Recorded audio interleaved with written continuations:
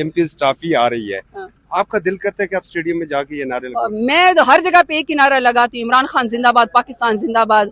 खाना इशारा का हुआ, ब्याह तमाशा का हुआ, इमरान खान पस्ता कुर्बानदा टोल पाकिस्तान। चाहे आप स्टेडियम में मेरे से नारा लगवाए, पार्लिमान के अंदर लगवाए, पार्लिमान के बाहर मेरे हल्के डेरा गाजी खान में इमरान खान। स्टेडियम जाएंगी आप? अगर मौका मिला तो। अभी क्यों, अगर आपको टिकट नहीं देंगे? नहीं, टिकट की बात नहीं है, हर रोज मेरे ऊपर कोई ना कोई केस होता है। अगर मैं एक केस में किसी और कोर्ट में पेश होती हूँ तो दूसरे कोर्ट में मेरे वारंट गिरफ्तारी जारी हो जाते हैं। पाकिस्तान तहरीक इंसाफ हर सुबह उठ के ये करती है कि मैंने आज किस कोर्ट में पेश होना है। अब क्या हो सकता है? फिर एक्सेप्ट कर ले, बेहतर ये कि रियलिटी को एक्सेप्ट कर ले कि पाकिस्तान तहरीक इंसाफ पाकिस्तान की सबसे बड़ी जमात है और इमरान खान को आप माइनस नहीं कर सकते हैं।